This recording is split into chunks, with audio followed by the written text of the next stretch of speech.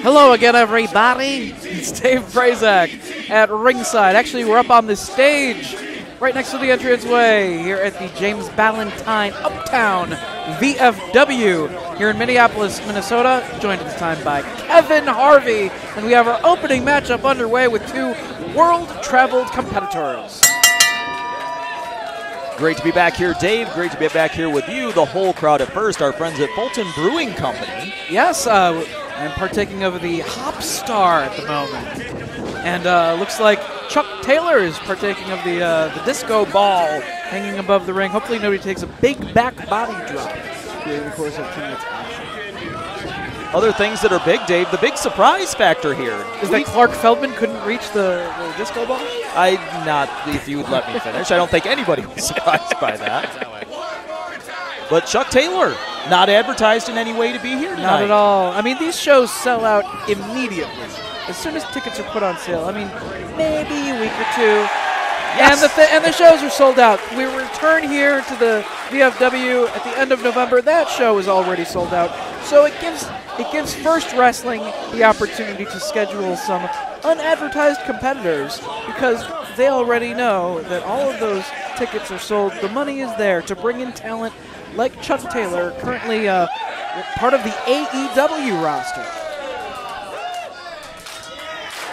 Ready to get things underway, a little bit of shenanigans to start things off, and now looks like we're going on a trip to Greco-Roman. Greco-Roman. Eric Cannon trying to turn things around on Chuck Taylor. He does. Into the wrist lock he goes. Two very accomplished scientific wrestlers. They want to talk to gentlemen and anarchist. Both well-rounded athletes, both world-traveled. As you just mentioned, Chuck Taylor now a part of the All-Elite Wrestling roster. Of course, he'll be part of what will be a very focused tag team division in AEW. We'll be interested to see. He's been very focused in his team with Trent. Yes. Is he Trent Barretta or is he just Trent? I've heard it said different ways. At Trenty-Locks on Twitter. But they can get away with trademark-wise. Yeah, he's been very focused on tag team wrestling. This is the first I've seen Chuck Taylor in a singles match in some time, so... Here in First Wrestling, typically in singles competition. Fans very familiar with him. Not necessarily one of the fan favorites. They're certainly behind Arik Cannon here this evening.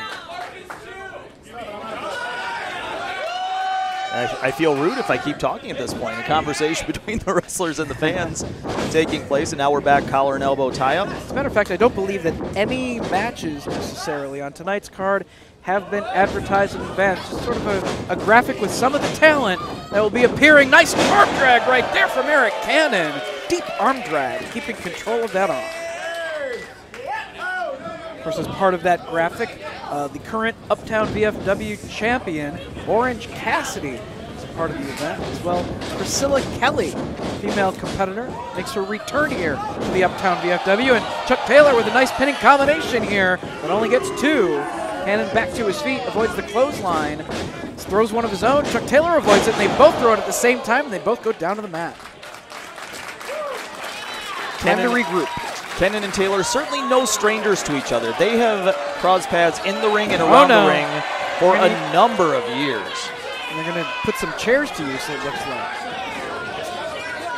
This isn't necessarily a no disqualification style of match or anything. Referee letting things go here. These two chairs introduced into the match.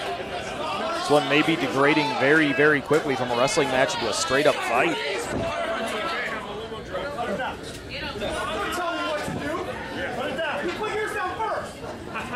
One of them going to put the chairs down. We can get Greco-Roman again. Very strange game of chicken going on right now. Who will move first? That's the man from Kentucky.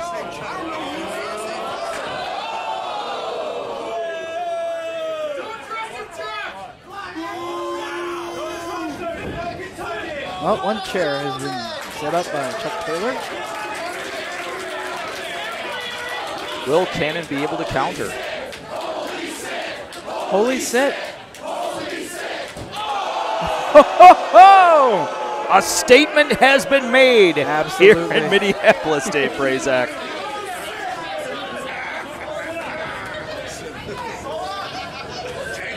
Jockeying for position? Is that what this is? Another position. It's a seated position.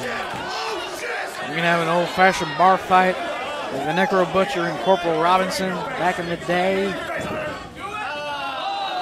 Apparently not. Cannon going for something. What might it be? Perhaps some alcohol. Perhaps a sponsor of the PBR. Looks like it's time for a little bit of fuel, refueling for the Anarchist.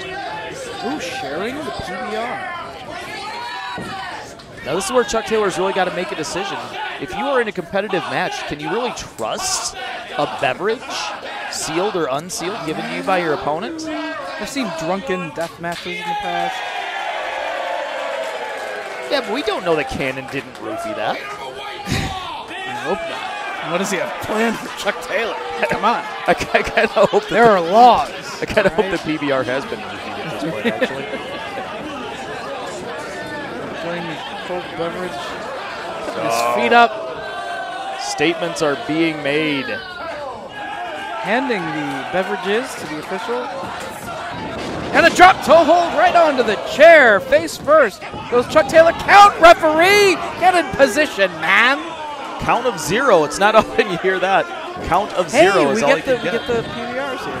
They drink it. I don't know. I'm not drinking this possibly roofied PBR. Is that Chuck Taylor's or Eric Cannon's? We've lost count. Oh, gets the boot up into Chuck Taylor's face. And the elbow this time. Charging in a third time. Nobody home in the corner. Enziguri upside the head. And worth noting, that was done with the leg without the kick pad on it. No padding on that one, just shin bone and boot on face. Only 2 after the DDT. Also on tonight's card, part of that graphic, was the former Uptown VFW champion, Darren Corbett. Unsuccessfully tried to regain the championship at our last First Wrestling event at First Avenue, WrestlePalooza. Cannon checking their ceiling height. Looked like he might have been scouting for a vertical suplex or a brainbuster. Taylor finds a flatliner. Supernova is going there, right? He invented everything. He invented pro wrestling. He absolutely did. Not women's wrestling, though. We know who invented that. Chuck Taylor maybe going to take a risk. He's got fluorescent tubage above him. Bottom rope moonsault. Yes! Nobody home, though. Low, high risk maneuver. Low risk maneuver. Reversal of the whip. Ducks his head, gets kicked for his trouble. Cannon off the ropes, eats the super kick. Didn't taste very nice from the looks of it. Cannon down, and he's got to find a new strategy. He's got to find something to get back on the advantage. Preventing the whip into the ropes. Kentucky gentleman trying to soften him up. Soul food. Another serving of feet here. Hooks him.